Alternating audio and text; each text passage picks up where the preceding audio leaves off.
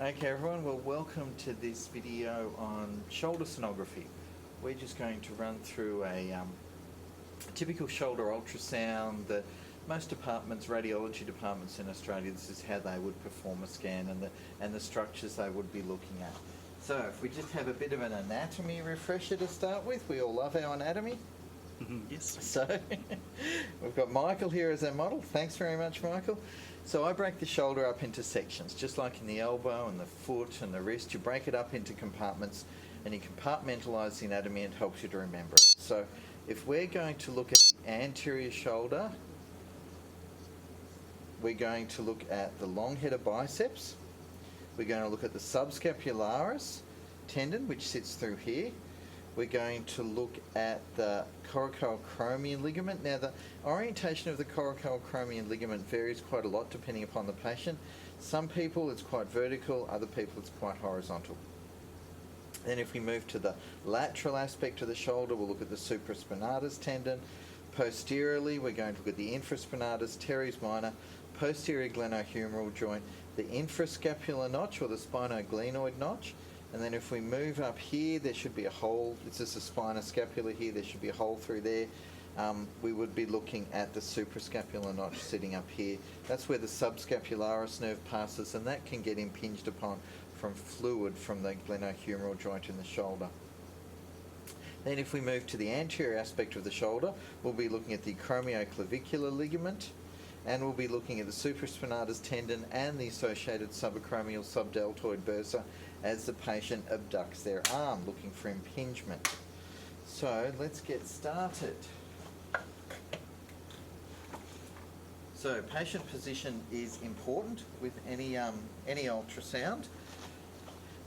You need the patient to be as comfortable as possible and you need to be comfortable. If you're scanning and it's uncomfortable, A, it causes musculoskeletal problems, and B, you start shaking. Remember, we're looking at structures that are in the order of 1 millimetre to 0.5 millimetre in size sometimes. So you really don't want your hand shaking as you're doing that. So we'll start with a little bit of gel on the shoulder here. Now you don't need to drown the shoulder in gel, right? But you do need to have enough gel that the ultrasound probe can slide freely around the shoulder. So we're going to start with a long head of biceps. So palm up, elbow flexed, just resting on the patient's lap comfortably. Probes in the transverse or axial plane.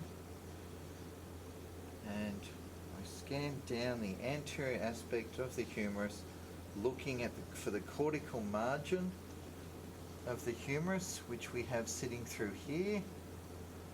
And over the top, where this little dip is the bicipital groove. Now the bicipital groove varies in size. Some people have quite a narrow, deep bicipital groove. Other people have a very shallow groove. Other people, like in Michael's case here, have quite a wide bicipital groove. This is medial over here, lateral over here, and here's our long head of biceps tendon sitting on that medial edge of the bicipital groove. We would externally and internally rotate the arm, looking to see if that long head of biceps pops out of the groove. Does it sublux or does it dislocate? If it dislocates, it goes completely out of the groove. Everything's happy there, so freeze, first image there. Next, turn through 90 degrees, looking at the long axis of the long head of biceps. So let's check our imaging parameters. We're probably in a bit more depth because the tendon's disappearing off the screen here, so we'll increase our depth slightly. Our focus, we can narrow that down and drop it down. There we go, that's looking better now. So heel toe the probe, so pushing your probe in, so you stay at right angles to those fibres of the long head of biceps, going down the arm till we get to that musculotendinous junction, making sure there's no fluid, making sure you've got a nice fimbrial pattern, and that would be our next image. Then we go back up the arm proximally again. We've got the bicipital groove. Let's shift our focus up. Keeping your imaging parameters optimized is very important in sonography, but it's especially important in musculoskeletal where the structures are so small. So transverse over that bicipital groove, there's our long head of biceps again, keeping the arm sort of flexed and palm up, This time though, we externally rotate, and now we've brought the fibres of the subscapularis into view. So if you can just hold your arm there, Michael, lovely, thank you. So you can see this is our subscapularis tendon. This is the insertion onto the lesser tuberosity of the humerus. Over the top we have our deltoid, subcutaneous tissue and skin. Subscapularis is a big tendon like the supraspinatus, so make sure you survey all the way through, inferior to superior, looking at that cortical surface, looking to see if there's any erosive change, looking at the fimbrial pattern, making sure that's maintained, and you've got the nice white and black lines of the fascicles surrounded by that endotenon, and then looking at the surface of the tendon to make sure that's nice and smooth. Now, there's no such thing as a subscapularis bursa. So if you see fluid sitting up here, it's not a subscapularis bursitis because there's no bursa there, right? It's fluid coming from the shoulder joint. So one of the ways we test for that is by internally and externally rotating the arm, seeing if we can drag fluid out of the shoulder joint so it becomes apparent. Now you need to do that 3 or 4 times. Once isn't good enough. It can take a few times to get that fluid to come out.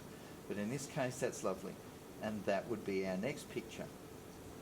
Now, like I said, subscapularis is a big tendon. So we're looking at it in the long axis. When I talk about orientation, it's orientation to the structure, not the patient, okay? So it's the long axis of the tendon there. Turn through 90 degrees. Now I'm in the short axis or transverse plane. So here's our subscapularis again. And you can see here we've got these alternating areas, so echogenic areas and more hypoechoic areas. Subscapularis has got 4 to 5 heads. So what that means is there's 4 to 5 tendinous slips. So you will see in the normal tendon, we'll zoom that up a bit, in the normal tendon, these hypoechoic areas adjacent to hyperechoic areas. Perfectly normal. Don't go calling that a tear or degenerative change. And then just survey through the subscapularis, and that would be our next picture. See how I'm heel toeing the probe a bit so that I get more at right angles to those tendon fibres so I can examine it all the way through. Next image. You can have the patient relax their arm now. Next thing I'm looking at is the coracoacromial ligament. So that's the ligament that stretches between the coracoid and the acromion. Difficult to see when you're first starting shoulder ultrasound. A lot of people struggle with that. The way I find it is I find the long head of or the bicipital groove again, so we've got it there, move the probe medially, still in the transverse plane, until I can see the echogenic surface of the coracoid, which we have here. Now, I keep one end of the probe over that coracoid and then rotate my probe clockwise until the echogenic surface of the acromion comes into view. Over here. Stretching between the coracoid and the acromion is the coracoacromial ligament. Let's get that focus up a little bit. It's a bit too low. We want it over the area we're interested in. And now we're going to externally and internally rotate the arm. What we're looking for is if deep to this coracoacromial ligament we can see a black area or a hypoechoic area. That can be a tear within the supraspinatus tendon. So it just gives you another window to see that tendon. So that would be our next image. And then we move to the lateral aspect of the shoulder. So what we want to do is flex the elbow like Michael has, and then we want to draw the arm back. What that does is it pulls more of this supraspinatus tendon here out from under the acromion. By drawing the arm back, you can pull the tendon out so you can see more of it, because we can't see through bone. Now, in practice, you will often scan with the arm behind the back like this when you first are examining the supraspinatus tendon. That will pull as much of the tendon out as possible. In this case, we're just going to draw the arm back like that. So this is how I would image the tendon. When I first start scanning the tendon, the arm would be all the way back. But for this case, this is how we're going to keep it, because we can still see quite a lot of the supraspinatus tendon. I'm just going to increase that gain a little bit. So the supraspinatus tendon, it should look like the beak of a bird or the nose of the Concorde, they used to say. So large tendon, about 2¼ centimetres in diameter. we need to go from the anterior aspect all the way to the posterior aspect. Then you ask, how do you know what's anterior and how do you know what's posterior? Well, the long head of biceps is what defines it for us. So we can see here, here's our long head of biceps, here's our subscapularis and supraspinatus. Everything posterior-lateral to the long head of biceps is the supraspinatus tendon. Anterior is the subscapularis. So if we identify that long head of biceps, we know that everything posterior and lateral to it is the supraspinatus. So let's find that long head of biceps tendon. So I've got the probe along the longitudinal plane of the supraspinatus tendon, sliding the probe anteriorly, and what we're looking for is a fimbrial structure, like a tendon, funnily enough. So we keep going, and there we go. That fimbrial structure, so we've got the supraspinatus here, keep moving anteriorly, sort of goes all fuzzy, and then that bright echogenic line, that's the long head of biceps. So move posteriorly, that would be the anterior supraspinatus image. So looking at the greater tuberosity of the humeral head, as that starts to get a dip, there's our mid-supraspinatus. As that dip flattens off, there's our posterior supraspinatus. So they're the three longitudinal images of the supraspinatus tendon that I take. Make sure as you're assessing the tendon that you have a nice smooth contour, that the cortical surface is smooth, there's no erosive change in there, that the echogenicity of the tendon is consistent throughout. There's no focal areas of increased echogenicity that you might get with calcific tendinosis. That the bursa, now the bursa is a really fine structure in normal people, so let's try and see that. So we're going to decrease our zoom, we're going to decrease our depth. Now I'm going to increase the zoom again, narrow my focal zone all the way down, reduce my 2D gain to get rid of the flare in the screen, and the subacromial subdeltoid bursa is this tiny little black line in here. So the bursa actually has two walls with a black line in the middle, right? That's why it's called a Vegemite sandwich. So you've got two pieces of white bread with the black Vegemite in the middle. So that's the bursa there. If I freeze the image and measure that, this is where we would measure the subacromial subdeltoid bursa. Right? Normal varies. I'm not a big fan of normal measurements because you can have normal for one person is different to another person. Typically it's not more than about 3 millimeters. Okay. Now over the top of our subacromial subdeltoid bursa, we have the deltoid muscle. That's why it's called the subdeltoid bursa. Then we have the subcutaneous tissue, and then we have skin. Next, I will look at the supraspinatus in the transverse plane. So turning the probe through 90 degrees, sliding anteriorly until we identify that nice echogenic long head of biceps. So everything anterior is the subscapularis, posterior is the supraspinatus.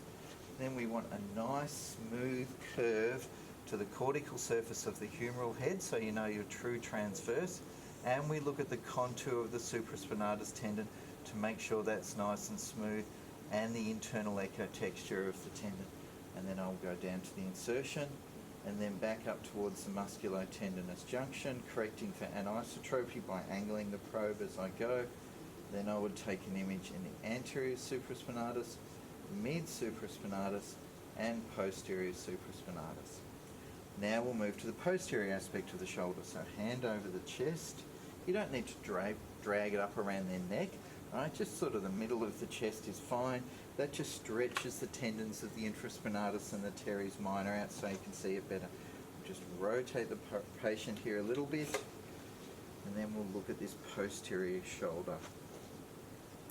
So we know from our anatomy that the infraspinatus tendon travels around and attaches to the posterior aspect of the greater tuberosity here. Our teres minor is a little bit lower and comes up in like so. So that's how we'll put our ultrasound probe. So let's just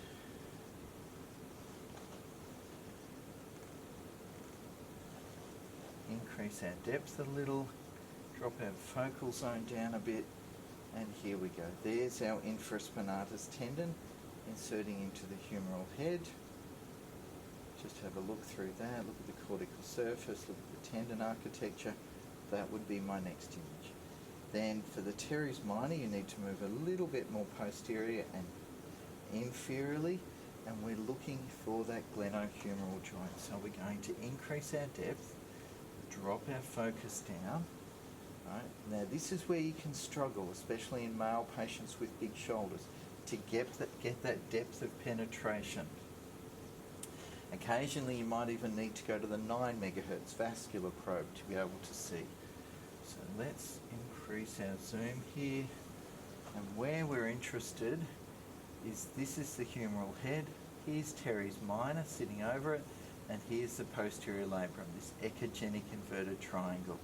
So we're going to externally and internally rotate the arm, looking for excessive fluid within that shoulder joint, looking to see if the shoulder just rolls freely, looking to see if fluid tracks out through here into the infrascapular notch.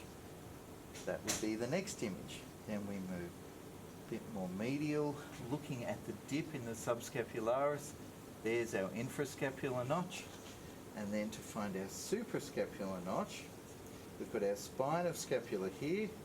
We just move superior to that, angle inferiorly, looking for the cortical surface, and there's our suprascapular notch.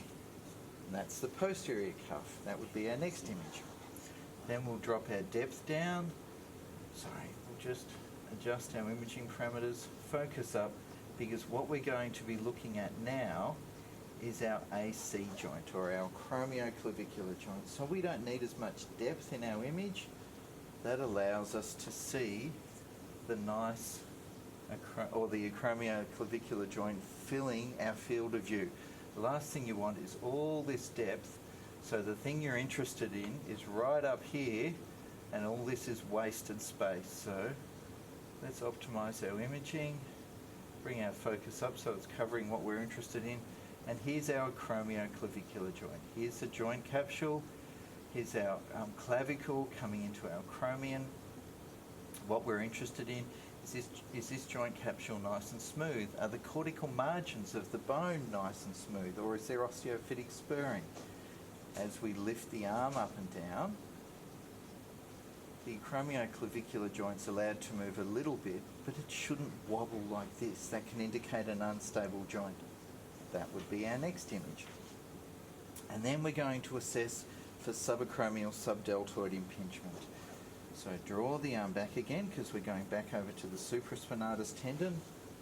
Now it's important that when you assess the patient for impingement, that they abduct properly. What I mean by that is, when I ask them to lift their arm, I don't want them hunching their shoulder, right? I don't want them bringing their arm forwards. I just want a nice straight lift out to the side.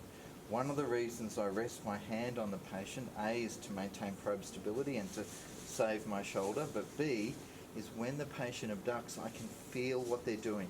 Are they hunching the shoulder, or is it just a nice straight lift? And what we're interested in is whether or not the supraspinatus tendon and the associated subacromial subdeltoid bursa over here, they should just disappear underneath the acromion as the patient abducts their arm.